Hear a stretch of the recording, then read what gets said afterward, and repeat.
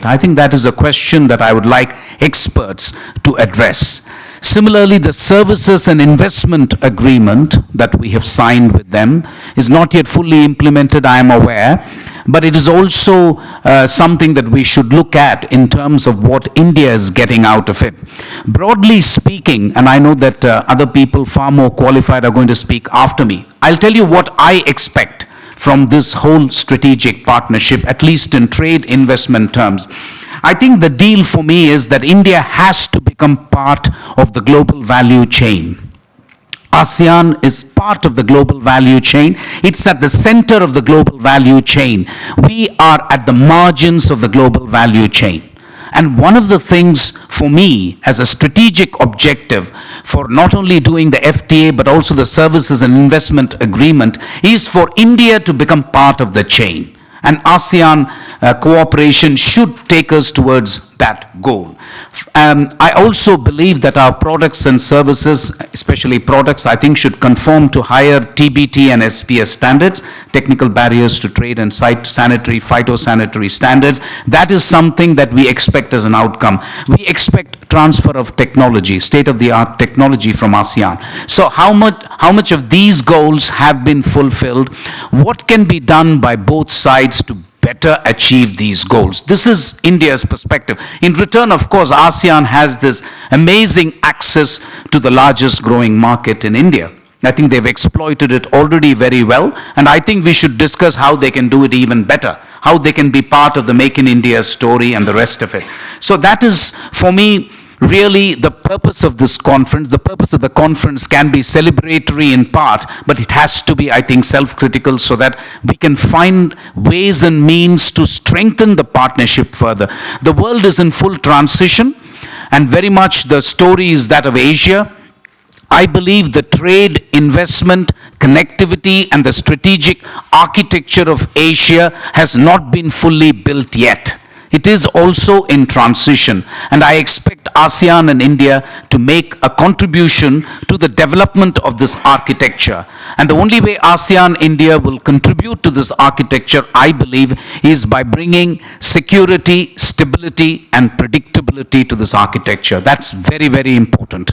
There are a lot of changes happening in Asia, but if we are talking connectivity, if we are talking maritime routes, if we are talking trade and investment, ASEAN-India, I think, have this amazing opportunity to bring stability to the region, which is the fastest growing region in the world. So that is something which is an imperative. If you're looking for economic growth from Asia, you need stability and predictability. Otherwise, it's not going to happen. And I see the ASEAN-India strategic partnership playing an important role in this respect. So with those words, I agree that I've somewhat strayed into the geopolitical sphere. I couldn't help that because that is a natural instinct. I know less about ASEAN, I know more about the geopolitical sphere. But I realize how important this element of this partnership is. So with those few words, extremely happy Director General Sachin Chaturvedi and Professor Prabir Dey to be part of this conference. I look forward to learning more as the day progresses. Thank you very much for this opportunity. Thank you. Thanks, Vice Chairman. I would now invite for his remarks Ambassador Suryo Dipuro, Ambassador of Indonesia in India. You have the floor, sir.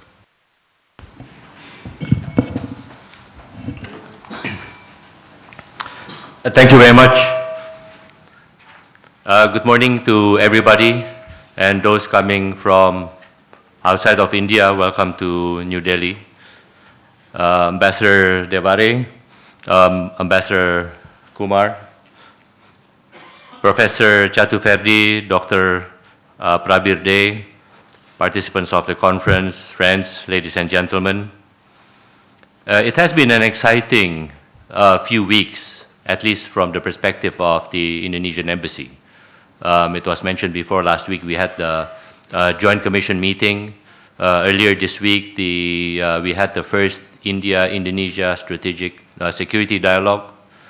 We are having Indonesia's Minister of Defense coming to New Delhi next week, and then all of it leading to the India-ASEAN Commemorative Summit. So it's very busy. a very busy period for all of us, but it's also a productive and welcomed one. So it's a good kind of busy. As we celebrate the 25 years of India-ASEAN relations, we are in a sense celebrating not only the adding of the years into this bond of friendship, or even the adding of landmarks to this partnership. So in addition to ASEAN's 50 years, also 15 years of India-ASEAN summit level engagements, and 5 years of strategic partnership. But we are above all celebrating the changes that have been taking place since 1992.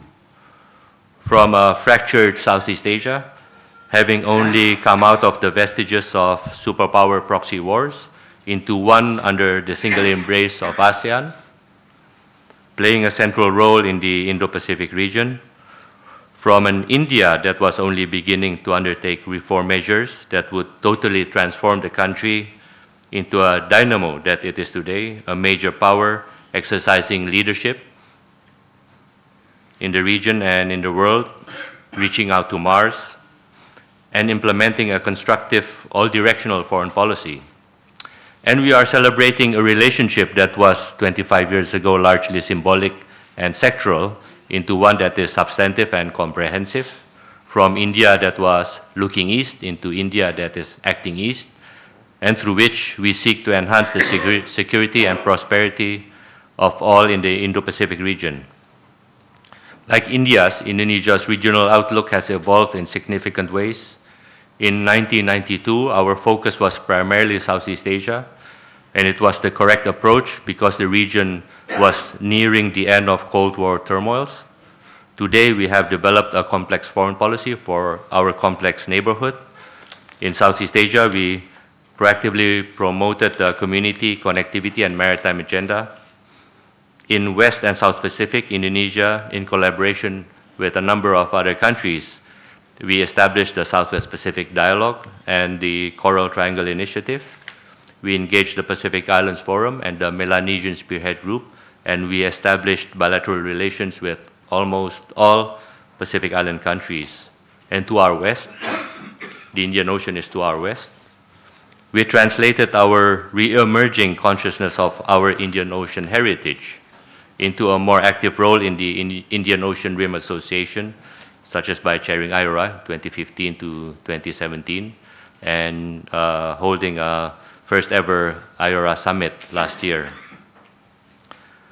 The emergence of Indonesia's maritime fulcrum doctrine, on its own an imperative for our own interest, is an evolution of our role in the region and a response to evolving regional and global structure and architecture. So change is constant. As we celebrate the first quarter century of India-ASEAN relationship, we also have to consider how to leverage this relationship to address changes that are taking place before us, where some countries are emerging and others are aging or in relative decline, where some are expanding their spheres and physical presence, others retreating behind borders, where some are seeking to strengthen international law, international norms and institutions, others flouting them, and where amidst of globalization, identity politics, radicalism, and extremism seems to be on the rise in many parts of the world.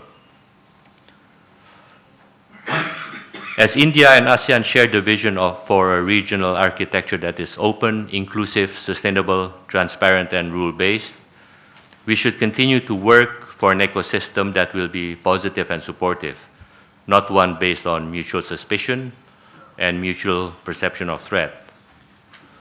We agree that it is ASEAN, its centrality, and its related mechanisms upon which we build and strengthen the norms and institutions of the Indo-Pacific region. In fact, the region has few, if any, alternative platforms acceptable to all for norms building. But it is also for ASEAN to exercise and not take for granted its central role built on its unity. The Indo-Pacific is also primarily a maritime region, with Southeast Asia and Indonesia at the center, the UN Convention on the Law of the Sea will thus only grow in importance. We have, and we have to support and strengthen it, because in no other point in human history has people and their economic activities gone to sea in greater numbers than today. People, ships, activities on and below the water and on the seabed are growing and will continue to grow. India and ASEAN also recognize that connectivity shall play an increasing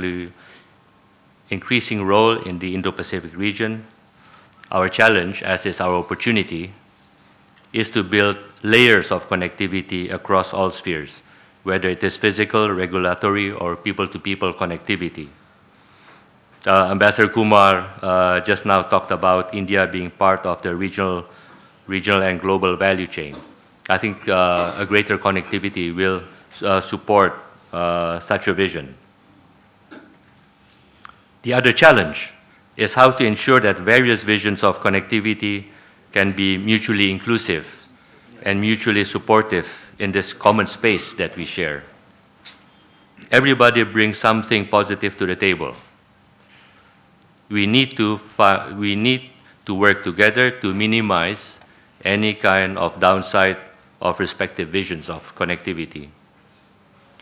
Finally, allow me to congratulate the RIS on the release of the report of the e-compendium of RIS publications on ASEAN-India relations.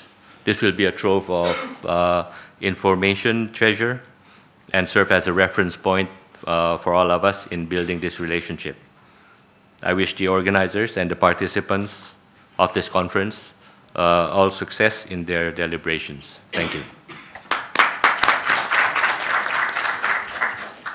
Thanks, Excellency. Thanks for bringing on table India-ASEAN partnership and its larger context in Indo-Pacific region. And I think that's absolutely important, both in terms of norm setting and also ensuring how rise of economies in the region is peaceful and is contributing to collective gain of all the economies, and the fact that strategic significance of ASEAN centrality would also help in ensuring peace and tranquility in the region.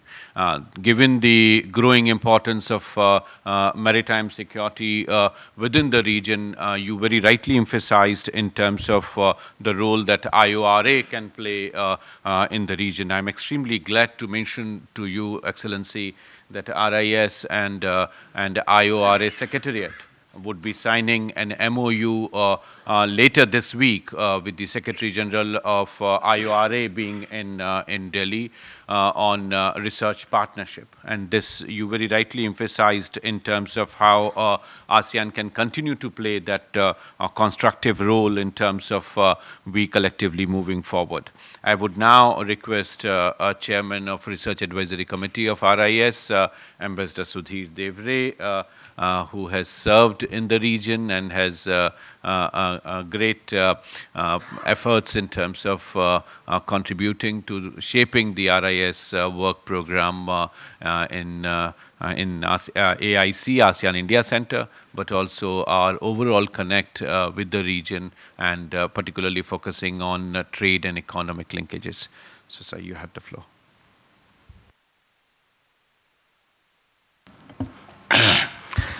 Thank you very much, Dr. Chaturvedi, Ambassador Suryodipuro of Indonesia, Vice Chairman of RIS, Ambassador Mohan Kumar, Dr. Prabir Dey. I'm indeed grateful to Dr. Chaturvedi and Ambassador Mohan Kumar as well as Prabir Dey for very kind words, and also for taking this suggestion so seriously and working almost overnight to organize such a large seminar in which we have distinguished participants not only from India but from a number of Southeast Asian as well as countries from Europe. It is particularly satisfying to see that the area of interest for this region has now expanded. As we get ready to welcome on our Republic Day 10 ASEAN heads of state and governments, we, I think, need to look at very briefly at our stage of relationship with this region and particularly ASEAN, because it is indeed a remarkable milestone that we have followed a policy which has been consistently adhered to, and I think is by and large a happy and a very promising story. Now,